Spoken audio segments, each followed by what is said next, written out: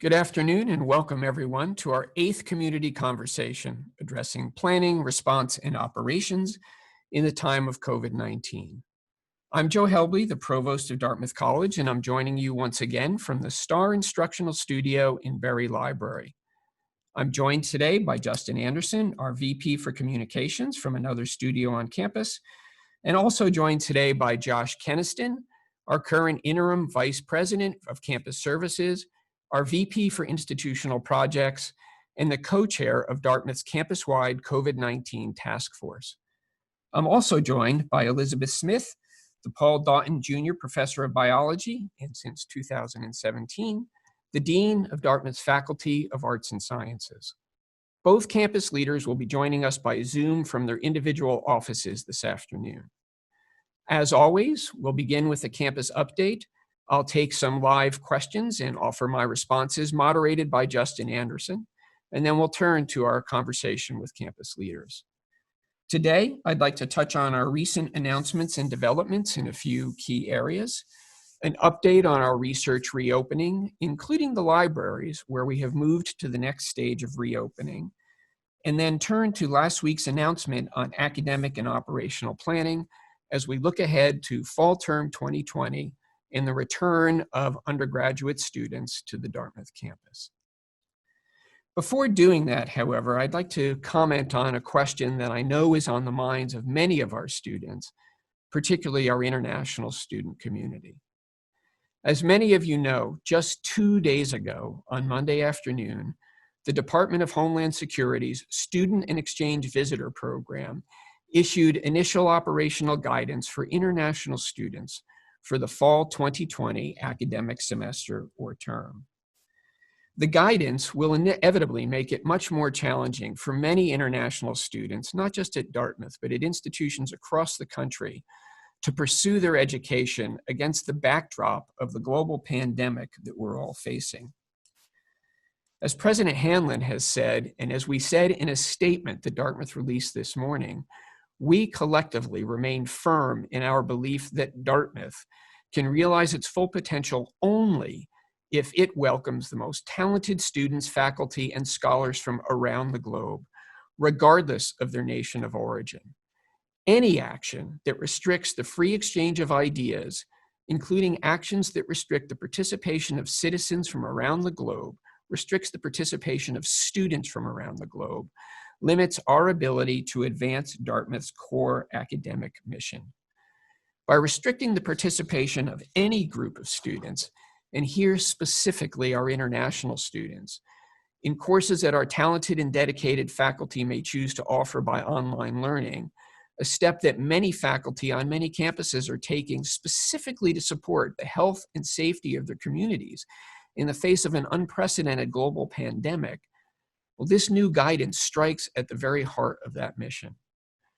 Dartmouth has therefore joined with several of our peers in opposing this guidance through an amicus brief supporting a lawsuit filed today by Harvard and MIT, a lawsuit seeking a temporary restraining order prohibiting enforcement of this guidance. On campus, with the support of OVIS, the Office of Visa and Immigration Services, we are actively exploring possible solutions for fall term instruction and housing for our international students within the confines of the guidance as we presently understand it, including assessment of the FAQ issued by the government, by the Department of Homeland Security, just late yesterday afternoon. We'll keep the community, and particularly our international student community, updated and informed as this all moves forward as best we can. Here, I ask for your patience, but I also ask all of our students, particularly our international community, to understand that we are firmly supportive of your desires, goals, and wishes to continue your education at Dartmouth this coming year. Let me turn now to the first of the two topics that I mentioned, and that's the status of our research reopening, progress as we've moved from phase 1 to 1A to 1B to 1C, and now to phase 2 over the past several weeks. This is a topic that's addressed frequently these past several months in our plan for reopening our research facilities and reestablishing, rebuilding, reconstituting much of our on-campus scholarly work over the course of the summer. We are now in our 6th week of intentionally phased reopening of research laboratories, and by all accounts, the deliberately phased and staged transition has continued to go smoothly. And so for this, I want to thank Vice Provost for Research Dean Madden and his team of collaborators, including members of the working group and task force, who've worked tirelessly to take faculty and student considerations into account, research staff considerations into account, and devise a process that is staged, structured, and designed to move us smoothly and appropriately from one phase to the next.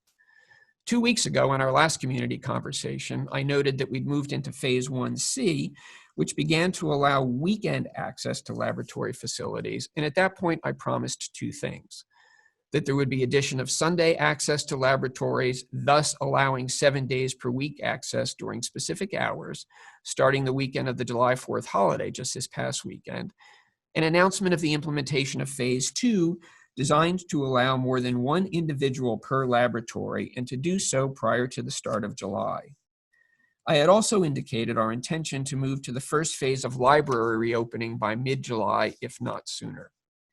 Well, as we announced campus-wide in emails to faculty and staff and via Vox Daily this morning, through the leadership of Vice Provost Madden and through Dean of the Library Sue Mayer and their campus colleagues, again including the task force and the working group, we have indeed moved to phase 2 of our research reopening, and effective today, as of 10 a.m. today, we have reopened Baker Library to members of the Dartmouth community with current IDs. First, let me make a few comments on what phase 2 of research entails, and then I'll touch briefly on the library. And as always, I need to note that much of what we have been requiring for accessing research laboratories has not changed. For example, we continue to ask that everyone who can work remotely, who can do data analysis or paper writing remotely, needs to continue doing so. We are also requiring that everyone daily check in using the TSA questionnaire, and that PIs need to be verifying and checking the status of their lab members and reminding them daily. What does phase 2 entail, which was announced last week on July 1st? With the onset of phase 2, we are now permitting multiple researchers per laboratory group, subject to requirements of physical distancing, masking when there are multiple people present, disinfection protocols being followed before and after work, and other requirements that are articulated in our FAQ website. We also require development of a plan and submitting that documentation to EHS before work can begin. But with these steps and adherence to the guidelines, as of this week, we have expanded access hours from 7 a.m. to 12 midnight, Monday to Friday, and from 8 to 5 on Saturday and Sunday, thus restoring 7-day-a-week access to the research laboratories for research scientists, research students, research faculty on this campus.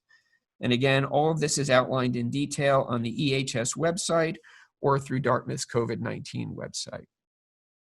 It's too early to know what these changes have meant and will mean in terms of the ramp up of activity, but I'm optimistic that phase 2 will support continuing increase in research activity as we've seen as we made the transition from phase 1 to 1A, 1B, and 1C over the course of the past 6 weeks. So thanks to everyone who played a role in making that happen. The research community, I know, is excited and thankful to be taking this next step. In terms of the libraries, I've always spoken of the libraries in the context of a research update because of the importance of the libraries to our teaching mission and to our research mission. As mentioned in the Vox announcement this morning, as of 10 a.m. today, collections in Baker Berry and the Sherman Stacks have been reopened to the Dartmouth faculty, staff, and student community with current ID required for access. In addition, the Rauner Special Collections Library is now open to on-site access by appointment only for Dartmouth faculty, staff, and graduate students Monday to Friday from 9 to 12. Both of these provide significant steps forward for our research community to access scholarly materials on their own or with the assistance of library staff to conduct their work or prepare their teaching for the upcoming fall quarter. Details are provided in the announcement this morning and also on the library website. There's a link via the library homepage at library.dartmouth.edu. Finally, let me turn for the last several minutes of my remarks to the big announcement that was made last week, and that is the June 29th announcement of our academic year plan for academic year 2021. All along, through these conversations and in our written communications and other remarks, President Hanlon and I have stressed our goal of supporting the maximum number of students we can returning to the campus, guided first and foremost by the application of appropriate public health standards and safeguards. And all along, our decisions were informed by input and recommendation from many groups: federal and state of New Hampshire guidance, monitoring the progression of the pandemic in the Upper Valley, of course, but also in the parts of the country and the world that are home to many of our students, working with our task force, helping to provide recommendations and options through its many working groups, guiding our decisions since the beginning of the year. The academic working group, consisting of deans, associate deans, and members of the faculty, and the dean of the college, advising and guiding on some of the academic decisions we need to make. And as I've mentioned in the past, the health working group working jointly with the HMC on testing, potentially surveillance, and treatment of students and our community members as necessary once we begin to return to residential operations in the fall. In our last gathering, I described our plans for an integrated full-year solution through summer 2021, and that is in fact what we announced last Monday, June 29th. As promised, all undergraduate students will have a chance to be here residentially for part of their education, but not all at the same time. We're using, as you know, our term-based system and the D plan to our advantage, offering all of our undergraduate students the opportunity for 2 residential terms during the upcoming academic year. As promised, our first-year students will be treated as a cohort to give them the opportunity collectively to get to know one another and to begin to build some cohesion as a class, and they will thus have the same residential terms in fall and spring. Every other class has been given priority for one specific term, which means that students in those class years expressing a preference for that term will in fact be given priority over other class years for that term. It was also important to us in making these decisions, having heard from many students on this point, that students be given some choice, some ability to express a preference for residential terms. This is why we've asked all of you, our students, to provide us with your preferences by July 20th. As Dean of the College, Catherine Lively, indicated in her note to the student community, also sent out last Monday, this is emphatically not a first-come, first-served process. We simply ask you let us know by the June 20th deadline. The registrar will post fall term courses on July 17th, and we know that many students will want to have some time to review that list before submitting your form. Now, leading up to the decision, and subsequently, I'll say, in many emails and conversations with folks over Zoom meetings, I've been asked what principles were informing the decisions that we would need to make and that we did make. Some campuses, for example, have made blanket decisions assigning specific semesters or terms to each class of students. And I will say that taking that approach would certainly have made logistical planning far easier for many of us on campus. It would have been easier simply to remove degrees of freedom from the equation to limit choice. But I will tell you that that didn't seem right to many of us. That did not seem like Dartmouth. For each of us on the faculty and staff, the specifics may be different, but for me and for each of us, the attention given to students collectively and the attention given to students individually means that to the extent possible, we wanted to give our students, we wanted to give you a chance to express your preference. I do need to state the obvious. That's not a promise, of course, that we can meet every student's first and second choice options. But it was important that we hear from you, that we hear from all of our students individually and provide this chance to express a choice as to what works best for you. That's consistent with the individual approach to the D plan. That's consistent with Dartmouth's commitment and dedication to individual students. Now, for those of you who will be here on campus at various points in time, including the fall, there are many questions about what that experience will be like. We've said that there will be classes and course-related experience offered in person here on campus. We've also said that we anticipate, as many other colleges and universities have announced, that much of our teaching may well be done via remote learning, even for those physically present in Hanover. A reasonable question for you to ask is why? Well, first and foremost, as I have said from the beginning, it's driven by our highest priority, following public health guidance and taking steps to protect community health. This means, based on everything that we know at this time, there will simply not be large gatherings of individuals permitted, not in the classroom and not in social settings. This is why, based on everything we know at this point in time, that we have been honest in mentioning some of the restrictions that are likely to occur on campus.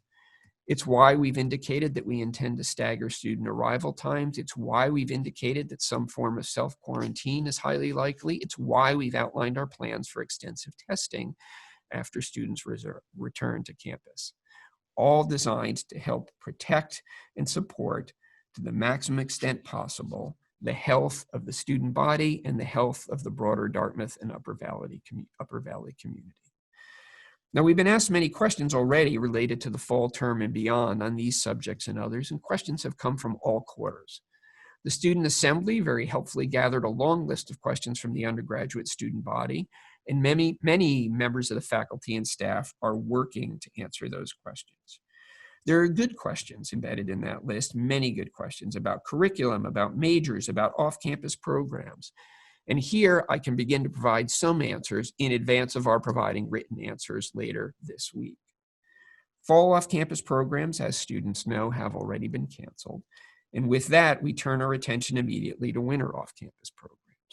We're committed to providing our answers to winter off-campus programs and their ability to run or not by the July 20th deadline for students to submit their preference form for terms that they would like to be on campus. But I will tell you honestly and openly today that it seems highly unlikely that international off-campus programs will be able to operate during winter term. Spring term is to be determined, at least as far as international off-campus programs go. But there also, I will say that our decisions for these programs are based on conditions on the ground in the locations to which we be sending students, faculty, and staff 6 to 8 months in advance of the time of the trip, because of our need to make commitments and logistical on-the-ground arrangements and to make commitments to our partners. That means that at the latest, by the end of the summer, we need to be in a position of anticipating conditions on the ground in March and making decisions on spring term off-campus programs. So as a result, I will be in conversations with the task force and meetings with the deans and the academic working group to discuss these issues over the next 2 weeks. And I hope to be able to provide you with more information and an update either by email or in an upcoming community conversation. While we're focusing right now and first on the detailed list of questions submitted by Student Assembly, and we're committed to answering all of those questions quickly, we're also committed to answering all of the general questions as fully and as best as we can through continuing updates to the FAQ site, questions that have come in from parents, faculty, and staff alike. And I will say, and again, I ask you to bear with all of us who are working round the clock on these questions, that the nature of this outbreak, the nature of the pandemic is such that there will be cases, perhaps many, where the honest answer we will give you is we simply don't know. Let me offer as a great example a question that has been asked by first-year students and their parents. What will drop-off in the fall term look like, and how many family members can accompany students in setting up their rooms? Now, as a parent myself, I know well what that first day is like under the best of circumstances, under normal circumstances. This year is certainly anything but normal. And if we think about how rapidly circumstances can change in a specific region, never mind nationally, I hope it might help us all understand why we are not being more specific today in answering those kinds of questions about logistical operations that will take place 6 to 8 weeks from now in late August to early September. Move in and start of term are roughly 2 months away, and let's think about how things can change in that period of time. On March 1st, as I've said before, there were approximately 65 cases confirmed of COVID in the United States. And our concern here at Dartmouth at that point in time was whether or not we'd be able to allow international off-campus programs to continue in the spring quarter. By May 1st, 2 months later, there were over 1 million cases in the US. By July 1st, we were over 2.5 million. In encouraging news, through May and well into June, the number of daily new cases was falling gradually. But we all know how that has shifted largely over the past 3 weeks to new record levels of confirmed cases of COVID-19 in this country on a daily basis. My reasons for reminding us of all of this is that we can model and we can forecast, but none of us can assert with certainty today what the situation nationally and globally, never mind regionally, will be like in 2 months' time.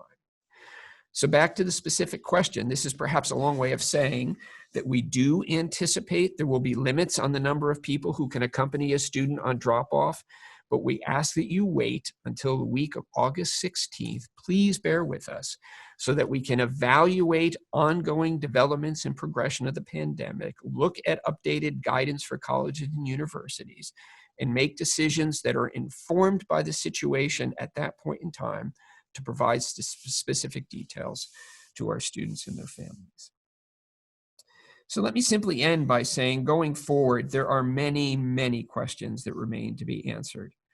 Over the next 2 months, as we work through them, and particularly as we turn to details related to student life on campus and student engagement with the campus for those in residence this fall, we'll continue to use our task force and our campus structures, and we'll also be setting up a direct mechanism for more deep and direct student input as we work through these operational questions that impact and affect students.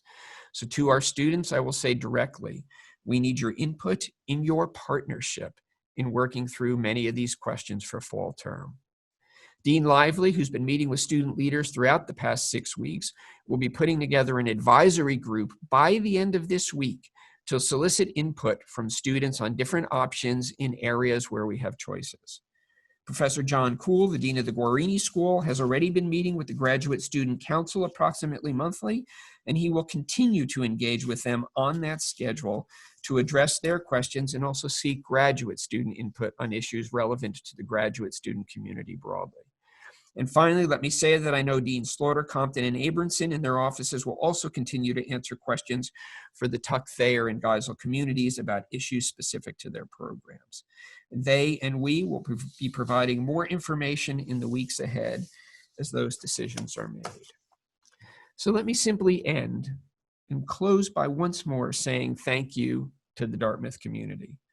I've heard from students who wish their classes prioritized term were different, or who wish we could open up more of the campus more quickly. And let me say, I absolutely understand that. I've also heard from students who recognize how challenging this has been for everyone and who've gone to great lengths to single out a professor or professors for clarity of lectures, for engagement of the full class, and even for their creative ways to accomplish group projects this past spring term. That for me is inspiring and what is exactly the best about Dartmouth. Thank you all for your attention. Thanks for your engagement. And let me turn to Justin now. I'd be happy to take just a few questions before we turn to Elizabeth and Josh and begin to address some of the operational and logistical details. Justin? Thank you very much, Joe. I'll just say at the outset here that we are being inundated with questions about the recent guidance from ICE. And while they're all very good questions, please bear with us as we take the time to assess the guidance and truly figure out what it means for Dartmouth and for our students. I would, Joe, like to ask just one question. It's actually taps into sort of a theme of many of the questions on this subject. And it sort of amounts to, will Dartmouth make allowances for international students, such as letting them onto campus for consecutive terms or creating more in-class opportunities for them. That's sort of what I'm seeing come in a lot, what we might be able to do, what rules that might we be able to bend based on our reopening plan that would accommodate international students. Yeah. So thank you, Justin. And with apologies, I can't be specific because this is also new. The regulations or the guidance was issued Monday. The FAQ providing a first attempt at clarification was released late yesterday afternoon. Many questions on the minds of many, and this in fact is why, given our position, our strong position of unequivocal support for our international student community, we immediately joined with Harvard and MIT in supporting an amicus filing in support of their request for a temporary restraining order. We are committed to finding ways to support these students. The two mechanisms we have at our disposal are finding ways to make sure we can engage them if they are on campus in residential learning through hybrid or residential on-campus courses, and through thinking about prioritizing that student group in residence halls to the best of our ability.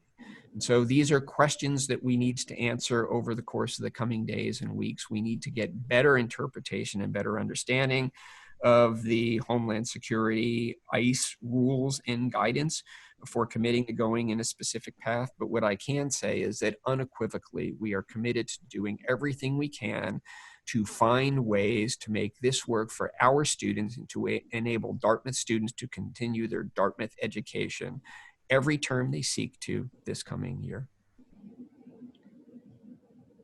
Joe, there's a number of questions coming in that to me seem like are being articulated by people trying to figure out what the on-campus experience is going to look like in the fall.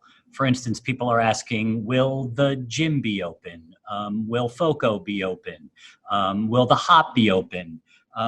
One person asks, can you try to paint a picture of what residential life will look like on campus? So could you try to give a sense of what you think the campus will look like for students upon return in the fall?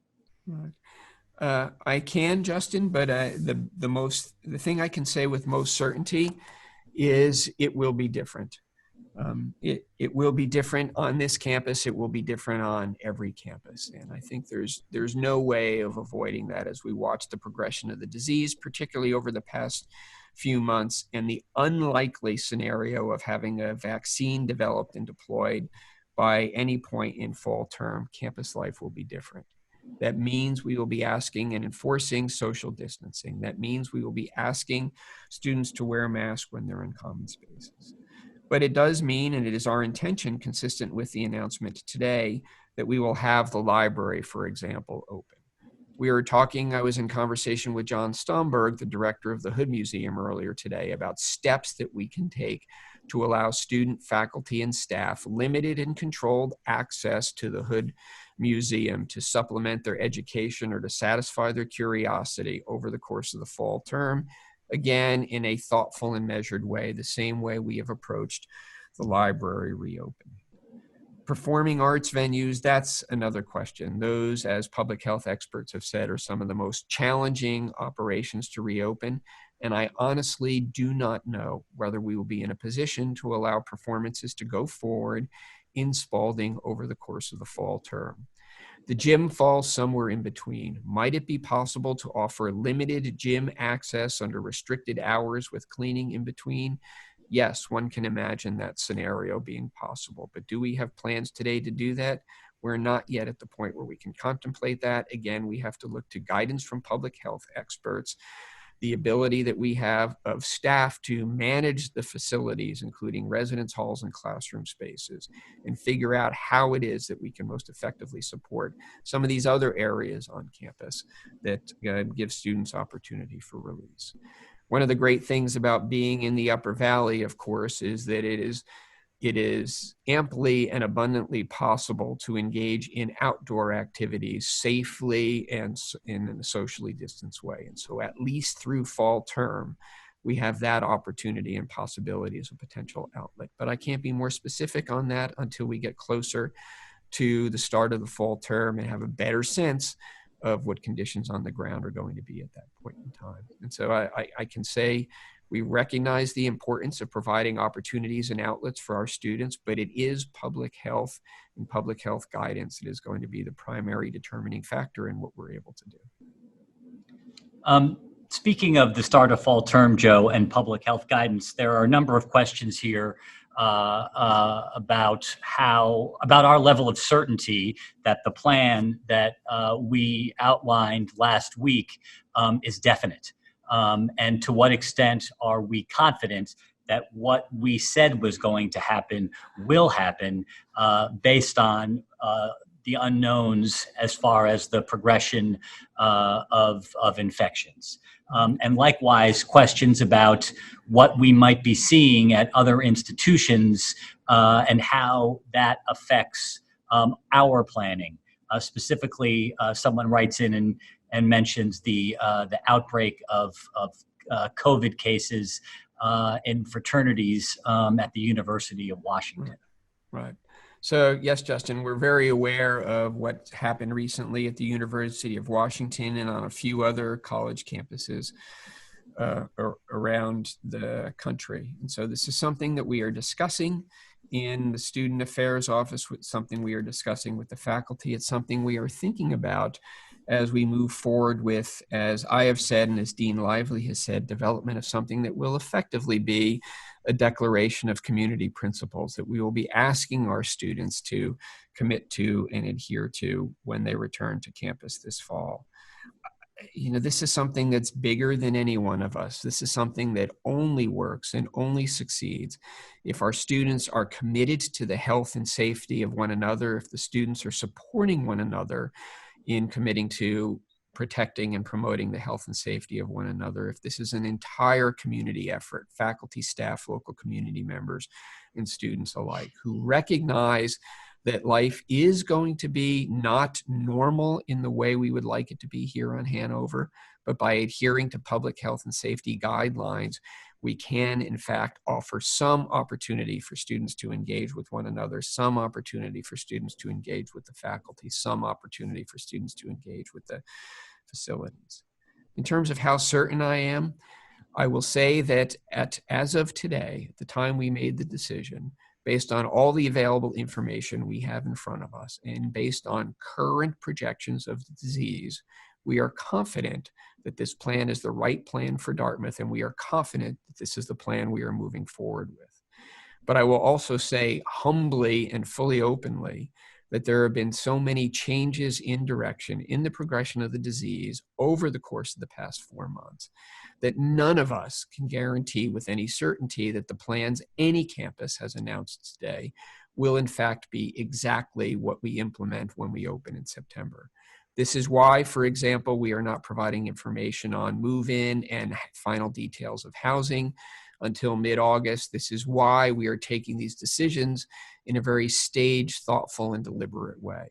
Whenever there's an opportunity that the situation may change and we can learn from that information before finalizing and announcing a decision, we intend to do that. And so we would much rather be in a position where we're making thoughtful decisions than making decisions today that we have to change 2 weeks and 4 weeks and 6 weeks down the road because of changing conditions on the ground. Joe, we have time for one more question, and this is about mental health support. How will mental health support be made accessible to students? And I guess relatedly, how has it been made available to students over the course of the last couple of months? Yeah, so thank you, Justin. That's something that Catherine Lively, the dean of the college, Kate Burke on her team, Mark Reed, the director of Dick's House, and I have had many conversations and exchanges on, and they've been working with Josh Keniston and Lisa Adams and the task force on this as well. We recognize that these circumstances and a global pandemic put tremendous strain on all of us, faculty, staff, and students alike. And we have been committed to supporting the care of our students, including by providing mental health services as best we can throughout our 2 remote learning terms to date.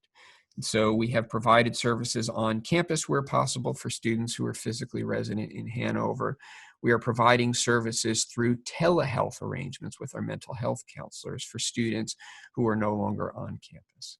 We are currently evaluating guidance from the different states to assess what we can continue over the course of the fall term, but I can tell you that we are committed to finding ways to supporting our students' mental health, be they on campus or studying remotely over the course of the fall term. And that may very well, and I hope likely will, include continuation of the telehealth services that we've been providing. So thanks. That's a question that's very much, I know, on the minds of many. And it's something that we will return to in the coming weeks as we have more information. In fact, I'm quite hopeful, based on some meetings and conversations that I have set up over the course of the next week, that we'll be able to be definitive on how we will provide those services by, let's say, the end of next week, by July 17th.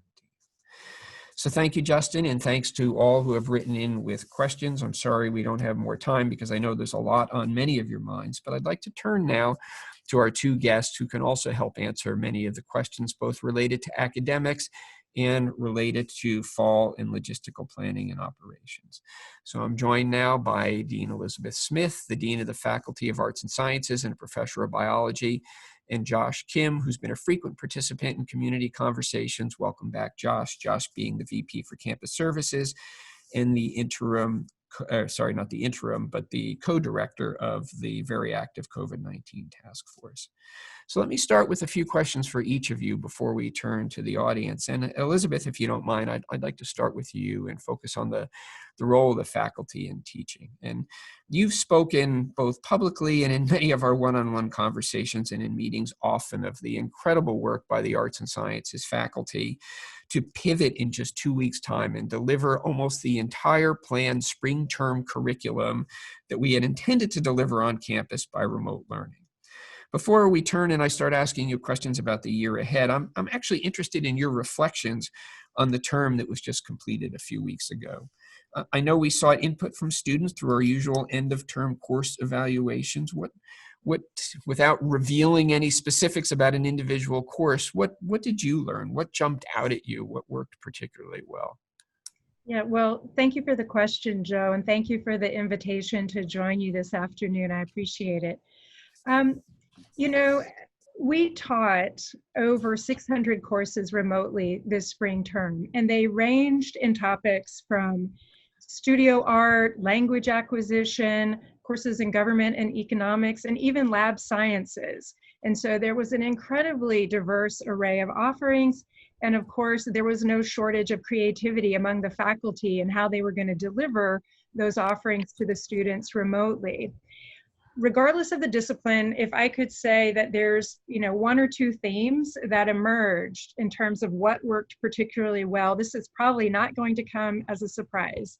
But that is any way that the faculty could incorporate activities that engaged students with the faculty or students with each other were highly commended. And so let me just elaborate a little bit on that.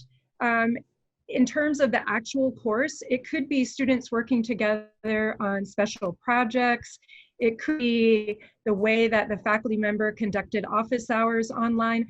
It could be just, students being able to access the faculty directly. I know, for example, in some of the studio art courses, faculty were evaluating individually with students the work that they had created that quarter.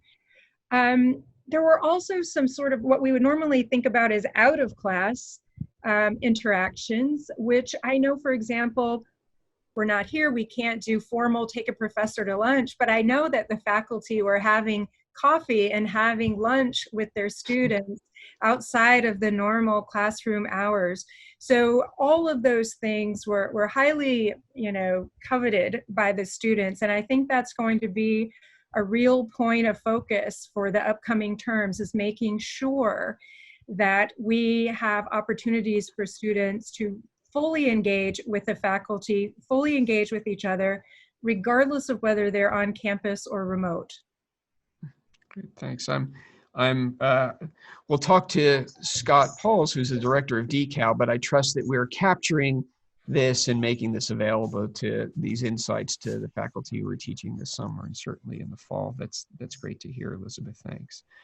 So Josh, I want to turn to you with a logistical question that was very much on the minds of the community, I think the last time you joined us, and that was A little over a month ago, we announced plans for returning student belongings that had been left behind when students were sent home over spring break before the start of spring term.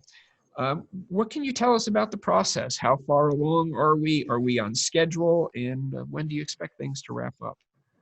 Yeah, the great question, Joe. And you'll notice I'm on campus today, which part of that is because of this process and needing to be here as we really move things along. So there are two pieces to this, as you'll recall. The first was actually packing the belongings in all of the rooms. And then the second piece was how are we actually going to return them, whether it's shipping, allowing students to come this month, or holding them until they return in the fall or subsequent terms. So on the packing front, all of the seniors, the graduating seniors, all of their rooms have been packed. And for those who've asked to have them shipped, they will all be shipped by the end of this month. So good progress on that front. And then overall, as of the end of last week, 60% of the rooms had been packed. We added an additional 50 Dartmouth staff this week to accelerate that process. And then today, we actually started welcoming students that had pre-assigned times to come and actually pick up some of their belongings. So we're making good progress. We know some folks have already actually received their belongings. We had a couple of emails thanking us for doing such a good job with folding clothes and putting everything in the boxes in ways that probably they wouldn't have on their own. So it's probably not as quickly as some students would like, but we are making good progress. And everyone that chose to have things shipped should have that going out by mid-August. So good progress on that front. Great. So in terms of when it may conclude then, Josh, you expect mid-August feels about right now, given where we stand? Yeah, so the packing will be done before that. There's an additional process to actually get things shipped. And that will be mid-August when the shipping is done. But throughout the rest of this month, we are allowing certain slots for those students that opted to come to campus to pick up their belongings. They're able to register for those and start coming as of today. Okay, thanks. Great. So Elizabeth, let me turn back to you and look ahead to fall and the planned return of some undergraduate students to campus. And many students, not surprisingly, I've heard this, you certainly heard this through emails and outreach, are interested in knowing more about how courses will be taught and what courses will be taught in certain ways. Can you say a little bit more about what you envision in each of the three modes that faculty are considering: remote learning, residential learning, and in between what we're referring to as hybrid delivery? Sure. So the faculty right now are in all departments and programs are working very hard to assign designations to their courses so that students will know in advance of registration how the course will be offered. And so, as you mentioned, there's sort of three general modes we could think about. For remote courses, there's also a few twists on that. So they could be synchronous or asynchronous. It's very tricky this fall term because not only are we accommodating students who are on campus and off campus, but students who are off campus are in multiple time zones. The same challenge that we had in spring term. And so, you know, for example, if an instructor was teaching a course that only had first-year students, such as the first-year writing program, they wanted to deliver it remotely, they could still deliver it synchronously because we know all the students are in this time zone. There could also be remote courses that have some maybe optional on-campus components. We want to be sure that we are providing the same learning opportunities for students who are on campus as students who are taking that course remotely. So, you know, that leads into this kind of hybrid format where you may have a class with students who are on campus and students who are off campus. That is the more challenging option to accommodate. We need to work carefully with our Dartmouth Center for the Advancement of Learning as well as our ITC to make sure that we have all of the technology available to do that. But again, faculty understand that they need to make sure that all students have the same opportunities, whether they're sitting in a classroom or remotely accessing the course. And then there could be some courses that are on campus. So for example, I can envision a department that is offering multiple sections of the same course. And you could offer a section that is 100% remote. You could offer a section that is all on campus. And that way you don't have a mixture of students in the same section. I think that would be a lot easier for faculty to manage. So those are some of the ideas about how we're thinking about it. But again, for students who are listening, the faculty will designate their courses and they will know that in advance of registration. That's great, thanks. And one of the things I'm struck by, and I may have said this before, the creativity some of our faculty and staff are thinking about as they approach this. Again, I'll turn to the Hood Museum and John Stomberg I've mentioned in the past. And we were just talking about this earlier today. And he said, look, if we have someone who's teaching a class, a faculty member teaching a class that requires access to objects in the hood, we have acquired the technology where we can provide high quality, three-dimensional renderings of the object so everyone who's remote has access. The students who are physically present on campus can come in one of the collection rooms and have it would be timed entry and masked, and we would have appropriate protocols in place, but be able to physically engage with the object. And so we're thinking about things in that creative way, which I think is extraordinarily helpful and impressive. So Josh, I want to turn to you and ask a question that I think is on the minds of many members of our staff community and also the faculty. And that's when and whether they may be able to return to work on campus this summer before undergraduate students begin to return. So can you tell us a bit about which functions have started to return to an on-campus presence and about progress towards the next phase of reopening? Yeah, sure. So as a reminder, we defined 5 access levels to campus that are really, guided by the public health guidelines and the demands of our campus that help kind of frame who should be on campus when and at what point and with appropriate approvals. So right now we remain at the highly limited access phase. And so that's the second most restrictive phase for campus. And so at this phase, we're really focused on those elements that are associated with research activity, with some of the critical essential functions we need to support the students and staff that have remained on campus throughout this process. And at this phase, we're also adding staff that are preparing us for the next phase. So we've added a lot of our facilities staff back on campus to start preparing for more individuals on campus. So that next phase, which would be called the limited access phase, we're hoping that by the end of July, early August, we can start to invite more folks back. In that phase, we're still going to ask those who can work remotely to do so. A big part of our planning to bring the campus back online is how do we de-densify, how do we create 6 feet of space between all the things that we need to do. So those who can work effectively remotely, we will continue to ask to do that. But by the time we get to the end of July, early August, we do think we'll be able to invite some more folks back. We'll have things like additional screening in place. We'll make sure that all of our facilities are ready with any changes to allow for spacing, for disinfecting routines, and all of those things, which are really what we're focused on this month as we bring some folks back to prepare the campus. Great, thanks, Josh.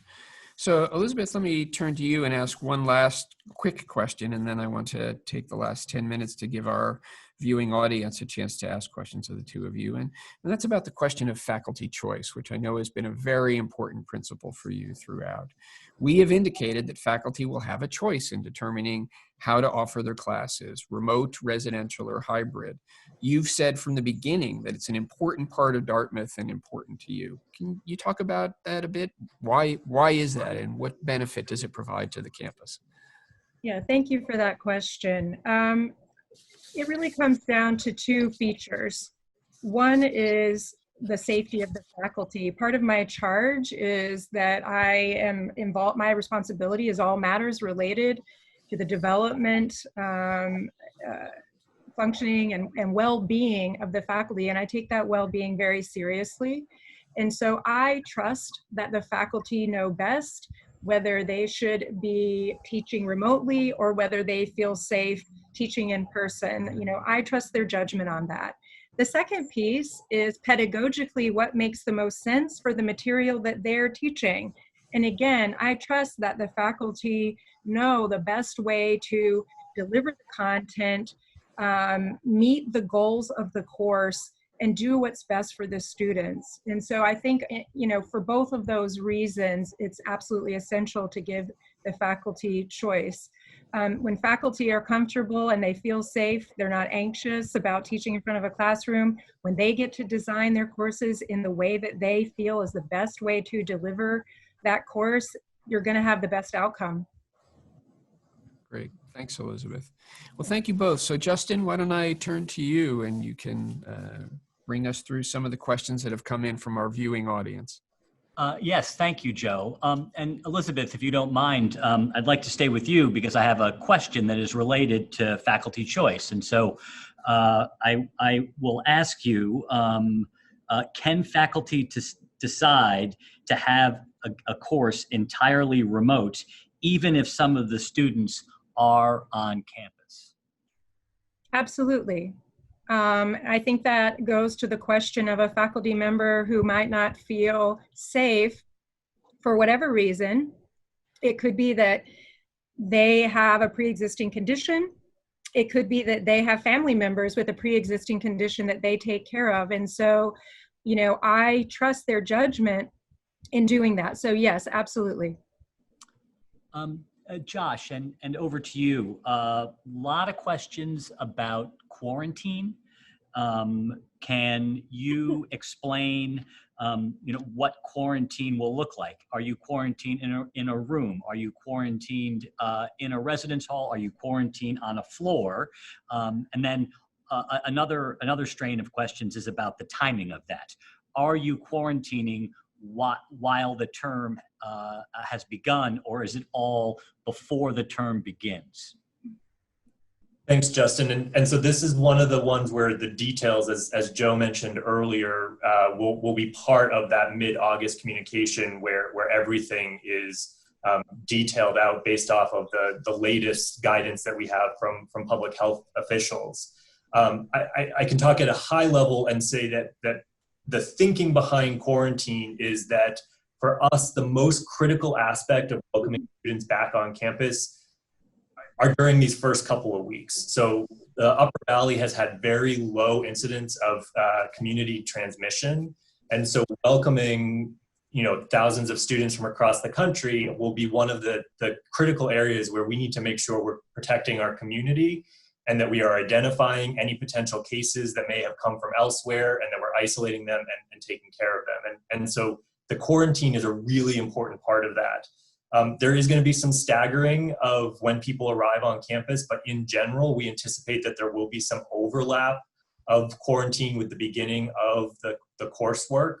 And we are spending a lot of time thinking about both the physical and mental health of students while in quarantine, as well as things like food and those types of needs. And so the team is thinking a lot about that, coming up with different scenarios. And then based off of the kind of latest guidance, we'll pick the kind of best combination based off of what we know in mid-August and let everyone know what they can expect. I will say students should expect that they will have to spend a fair amount of time in their rooms for quarantine. But what exactly that looks like and how they come and go is all stuff that we're going to work on as we get closer. Elizabeth, back to you with a question that's really about the experience of learning remotely. And several viewers have written in to say, without a doubt, that some of their classes have been fabulous. Others have been not quite as fabulous. And so the question has come up about professional development and what kinds of professional development is being offered, what kind of training is being offered for faculty who are interested, given that this is not necessarily why they came to Dartmouth to be teaching online courses. Right. That's a great question. So first of all, let me say that the Dean of the Faculty Office is not just me. I have 4 associate deans assigned to each division within arts and sciences. The associate deans have been meeting with the department chairs in their division. And Scott Pauls, director of the Dartmouth Center for the Advancement of Learning, DCAL, is also working with us and the instructional designers as well as ITC. So as I mentioned earlier, we're learning a lot from the course evaluations. We're trying to identify where we might have places where we need to make improvements. And there are a number of ways that faculty are going to have opportunities for professional development. So there will be academic support teams that are essentially assigned to various departments to help with students. Faculty are organizing themselves either through the divisional councils or departments to have discussion groups about best practices. I know some departments have already started Slack channels to share ideas. And so some of it, I guess, to kind of summarize, some of it is more formal through the associate deans, department chairs, and DCAL working with individual faculty members. And some of it is more informal, where faculty have already started their own discussion groups about best practices in a particular area. What worked well for your course? What didn't you think actually worked well? What would you change? And remember, we also have some people coming online in the fall that are going to be teaching remotely for the first time who weren't necessarily teaching in the spring. So we've got to work to get them up to speed also on remote delivery. Josh, I'd like to go back to you with a question. It's really about on-campus facilities. Specifically, someone asks whether or not students living off campus will have the exact same access to on-campus facilities as students who are living on campus. And then relatedly, a lot of interest in the fitness center, the gym. Is it going to open? When's it going to open? What's that going to look like? Yeah, and I'm going to sound like a broken record in that mid-August we will have a lot more details. What we know now is that the capacity of our facilities, based on how everything is trending, the capacity of our facilities will be limited, and how we operate them is going to need to look very different than we have in the past. And so for all of the facilities that we are working to open up, it is likely that we will not be able to let everyone come and go as they please, and we will have to figure out systems for how we let students in at what time. And so I think it's likely that those students who were assigned priority and had on-campus housing will likely end up first in that priority list. And depending on which facilities and what capacity, we'll have to make a decision in August about whether or not we can extend that to people that may be off campus. Elizabeth, we have time for one last question, and I'm gonna give it to you. It's one that I know is near and dear to you. There are a number of people asking about labs and how it is that your lab experience can be replicated remotely, and how faculty are dealing with that challenge. Yeah, that's a great question, and you're right. It is near and dear to my heart as a trained lab scientist. That's tough, It's really tough to do that. In the spring term, we had a large number of laboratory courses. They had virtual labs, and the way that each department approached it, each course approached it, was different. Depending on what the lab is, sometimes you need to kind of work the problem from the end in mind, in the sense that what are the key concepts that we're trying to accomplish? What kind of remote or online activity could we do so that students still learn the key concept, even though the experience isn't exactly a hands-on experience? And so for lab courses that continue to operate remotely, the faculty will continue to create experiences that will accomplish the learning objectives of an online laboratory. Thank you very much for that, Elizabeth, and thank you for joining us. Thank you both for spending time with us this afternoon. That was very informative. I wish we had more time. We have tons of questions, which just means that we will be back to hopefully answer most of them. Not next week, but in 2 weeks. Is that right, Joe? That's right, Justin. So thank you, Justin. Thanks again, Elizabeth and Josh, for joining us today. We will, in fact, be back in 2 weeks on Wednesday, July 22nd at 3:30 p.m. for the next community conversation. I look forward to having you all join us then. And I will also say, please keep an eye out for updates to the FAQ website, particularly given the very lengthy and thoughtful set of questions that the Student Assembly submitted. We are working hard to develop answers to each of those questions and anticipate posting those by the end of this week. So keep an eye out for that. Thanks, everyone. Be well. Have a good week. And we look forward to seeing you in 2 weeks, same time, same place. Thank you.